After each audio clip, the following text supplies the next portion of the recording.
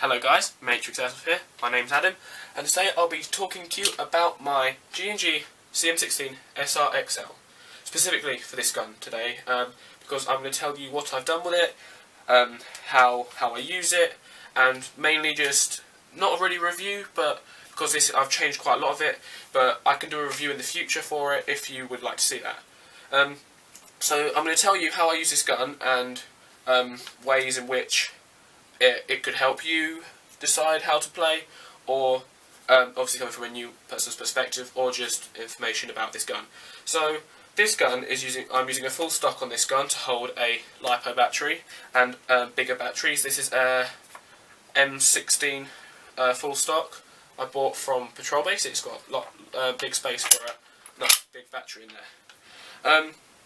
I have wrapped it in a camo sort of wrap because if you saw my first video, I explained all about the two-tone system and about ways to get around it and ways to start airsoft if you're new and younger like me. I have a Keymod rail segment made by Aries and an angled foregrip just made by, I think I got it for like Amazon or something. Cheap, good grip, nice and big, nice and meaty. You can get a good grip on the gun. So today I'm going to show you the way I run this. So I run this, judging by the other gun that you see here, this is a sniper rifle, so I like being quite sneaky, stealthy sort of sniper. And but when I'm not, I still like to be accurate with my shots. So this is going to be a DMR sort of platform. I am not going to lock it onto semi-auto because I still feel like, and this is why I chose this gun, is because sometimes you might feel there might be a game mode you're playing at Airsoft where it might be more aggressive, or it might be more maybe more running, or maybe carrying a flag or something, and so you still want that full auto, assault rifle action, because using a gun like this you're quite limited if it's your only gun. So that's why I got this as well. So I've got the best of both worlds. If I want to play assault, I can play assault, but if I want to be a dedicated sniper, I can be a dedicated sniper or a marksman. So what I use to turn this into a DMR, firstly I have a suppressor, doesn't really serve a purpose, but it enhances the look, and I just think it just looks cool, and I guess it deadens the sound a little bit, but mainly AEGs, they're very loud anyway, the motor. So that's the suppressor on there. I will go to a wider angle shot once I've built the gun completely. For a mag, I said this in my last video, D-Boys mid-cap, because it gives the look of the DMR. And also, I use a scope. This scope is usually for my sniper rifle. It's a Hawk Optics 3 to 9 times 40 mil dot scope. Hawk Vantage, and that will go on there. And I'll now switch to a camera angle where you can see the gun completed in its full form. I have this rail bipod adapter, which is on my sniper rifle at the moment.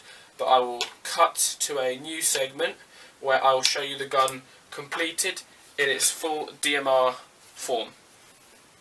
You can see this gun is very long. As a comparison, I will put it against my Amoeba Striker, which isn't the longest of rifles, but as you can see, it is nearly the same length, probably about 2 or 3 inches shorter, which isn't a bad thing. I mean, it's more of an aggressive style, but as you can see, this is what you can do with a stock CM16 or any most M4s really. So the full stock, the scope, the short mag, the bipod and grip, and the very long suppressor. I think that's 350 millimeters. I can't remember the company off the top of my head. I just sort of saw it and went yes. But this gun is still quite heavy. It's got a cheap Amazon bipod on it that works very well actually. Quite pleased with that purchase.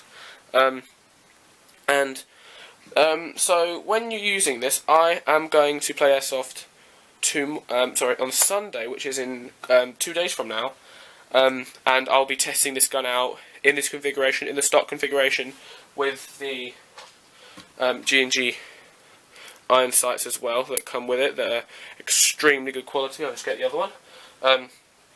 Extremely good quality, full metal iron sights, very good picture, as you can see. This one as well, they're all adjustable, so you can make them raise the height or the windage and elevation of it. But also, this G&G does come with a stock flash hider that you can put on the front. Either way, even without the suppressor, this sort of back part looks still very nice, even with this on it. So I'll be sort of experimenting with that. Also, I bought a keyboard grip for in the assault configuration. It's just a grip that I wrapped because this tape has got nice grip. But yeah, that is the DMR configuration G&G CM16 srxl, the XL, you know, the longer keyboard rail. And it just shows that what can be done with a gun that wasn't really made for this. I mean, it wasn't actually that expensive to do. If you already have a scope, you probably don't. You might not if you haven't got a sniper rifle anyway. But the stock was I think £18. Mag was £8, I think. And this is from Patrol Base. These two parts, which are they're very reliable for delivery and decent pricing.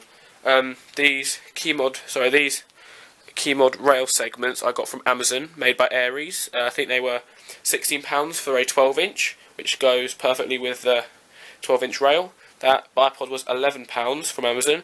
This grip was £5, and this suppressor was, if I just make the camera angle, the suppressor was £25. No, sorry, £30, but with £30 postage altogether. So you don't really have to have the suppressor. You can get another suppressor, a different type of flash hider. It's all personal preference. But the scope, I suggest getting a good scope. Try and save a bit more for a good scope, because I had I bought an ASG scope, and I don't know if it was the scope's fault or what it was like, but it just wouldn't zero. You know, you couldn't adjust the crosshair, and it was very, very unpleasant to use. Thankfully, the day before, I returned it to the shop. I bought it from a physical shop. Make sure you buy a scope from a physical shop, so you can test it, you can feel it, and you can also take it back a lot easier without having to wait for return addresses, because I did this the day before the Airsoft event I went to. So make sure, at least out of all the things, the gun you can buy from online if you want, or a shop, but seriously, I suggest buying a scope from a physical shop so you can test it, see what it looks like. So obviously, you know, see which one you like. So yeah, this scope was £60, and I think that's very reasonable for this scope. It's a very good scope. It, don't know if you'll be able to see. I'll try and get it up to the camera. There you go. It's a very nice, good quality picture. You can take I can take the protectors off, but I tend to leave them on as much as I can, just to prolong the life of it. You can adjust the at the back here. You can adjust the focus of it with this wheel here. You can adjust the zoom, and overall, just a great scope. I highly recommend it. Clear picture, doesn't fog up, and great. So this is my DMR setup. I hope you enjoyed this video, and as always, this has been Matrix Airsoft. Hopefully the quality will get better as I improve, but this is probably either my second or third video. I don't know yet. But thank you very much for watching. I appreciate you watching me, because I'm obviously a new channel, and I can try and get as much popularity as I can for new airsofters or experienced airsofters, for, you know, experienced gameplays and just information on mainly how-tos and stuff for people that are fairly new. So yeah, thank you very much for watching, and see you in the next video. Bye.